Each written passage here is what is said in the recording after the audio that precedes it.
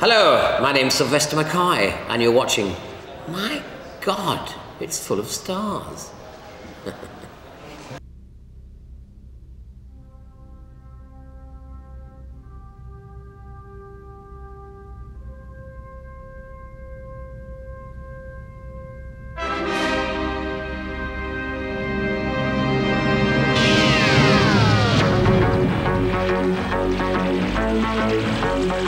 After viewing a performance of The Pied Piper at the National Theatre, producer John Nathan Turner chose Sylvester McCoy to play the Doctor after the BBC's ignominious ousting of Colin Baker. McCoy admitted that he initially played his Doctor for laughs, and he had been influenced by Patrick Troughton, John Pertwee, and Tom Baker. As the show progressed, McCoy and the production team toned down the humor and made the Doctor a darker and more mysterious figure. At the Icon 18 convention in Stony Brook, Long Island in 1999, we interviewed Mr. McCoy, and fanboy Jason Henningsen even got a new telephone message from the encounter. Hello, this is Jason's answering machine.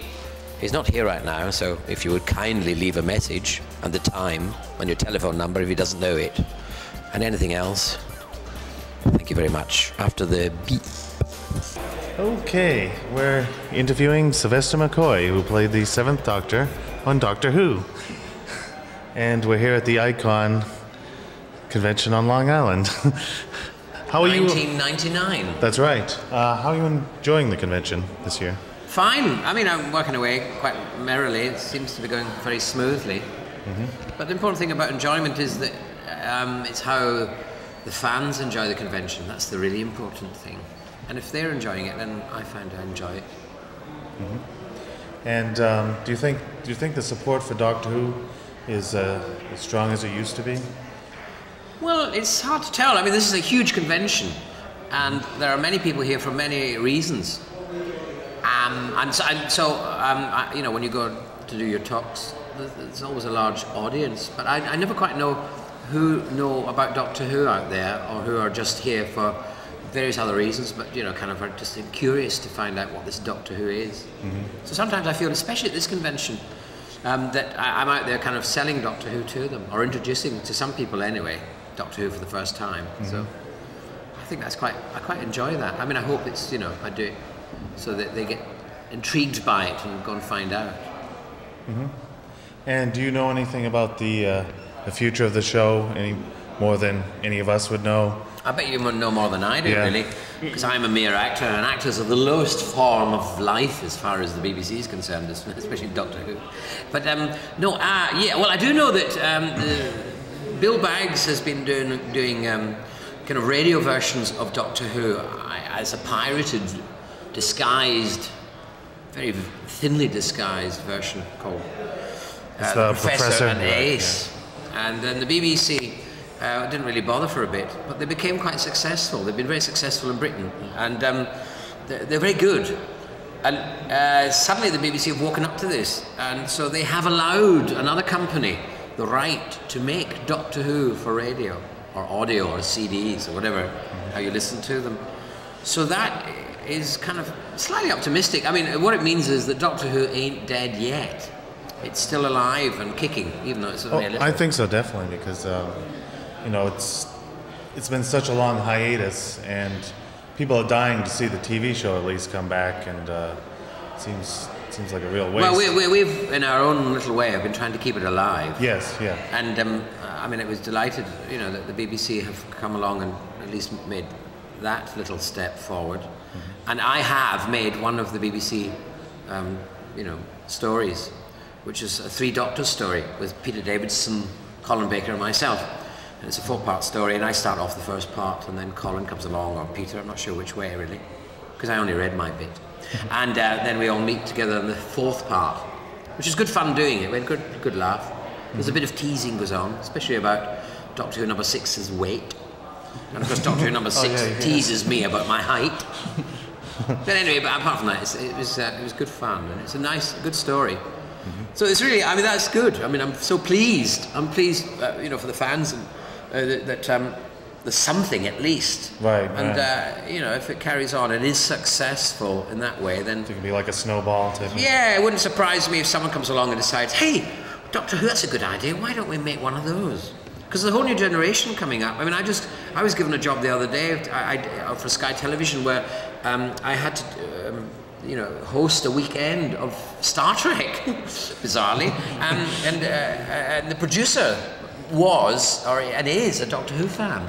But he was a young guy when he was, started watching Doctor Who, and now he's a producer for, a fairly powerful television company in Britain, and he is very keen, to use, Doctor Who in that way. Mm-hmm. Well, me anyway, this Doctor Who. Right, yeah. Do you think that could have the opposite effect, where the BBC might say, well, we're doing successful runs with the audio adventures in the books, why bother making the television show again? Well, no, I don't. I mean, the thing is that BBC Enterprises, or whatever they call themselves now, the people that sell the videos, will say, we need new product, because it'll run out. I mean, they've stopped.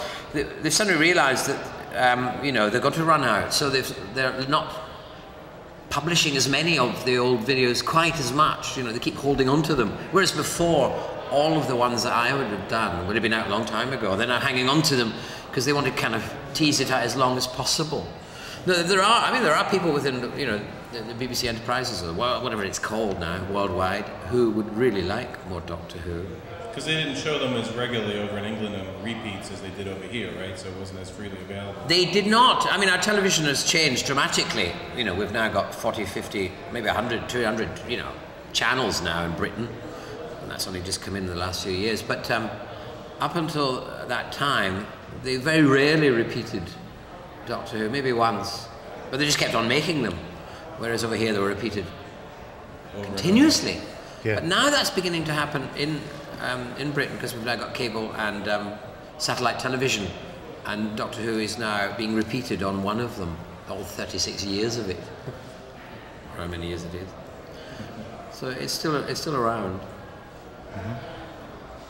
And did you enjoy making the Fox Doctor Who movie? I did, American? Yes, I did. I mean, I did, because at the time I was very optimistic. I was hoping that this might bring it back. Right, yeah. And I had made an agreement with myself when I took over that I would do, whatever the reason or whatever the occasion, I would do the transference bit from my doctor to the next. Partly because of what had happened to me. I mean, I felt daft dressing up as Doctor Who number 6. In fact, I'm the only actor who's played the two doctors, I think. Two doctors at the same time.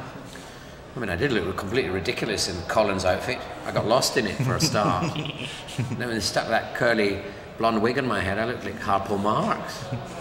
But anyway, so I was delighted to do that, and I was very optimistic that it would be the start of another, more Doctor Who. But sadly, that didn't happen. So yeah. Have you ever considered writing anything yourself and presenting it to them? Not really. I'm very lazy. That's why I'm an actor, really. Writing. I keep thinking of writing. Maybe it'd be good to write one of the stories, because Colin's done that, I believe. Doctor Who story. Mm-hmm. Life is too busy, really. I have kind of an interesting and busy life, and writing has never been my first. I like telling stories, and I like being creative in rehearsals. I usually there are many different types of actors. Some actors are not creative in that way.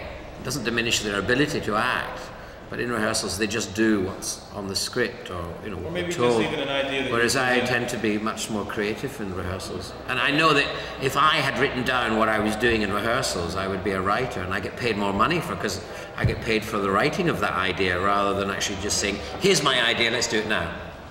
Or something that just maybe you felt would be a good idea that you would say another writer should write, that you thought would be good for your character to go into. Well, in a way, when I was doing Doctor Who, I did do that. I mean, that's what I did. I mean, I was, continuously saying, I've got an idea here, why don't we do this? And give it to the the script editor, and he would give it to the writers. So it worked that way, eventually. I mean, I think I've had some ideas that I've spoken to Bill Baggs about, of doing, kind of stuff when we were making the audios, the beginning of those audios. Now with the audios in these time and space, do you find like a conflict at times? Because now you're doing the audio as the Doctor, and now you're doing it as the Dominie. Do you find a conflict in trying to do the roles, or do you just simply think it's one giant role, but just two different names? Yeah, it's one giant role, two different names. Someone's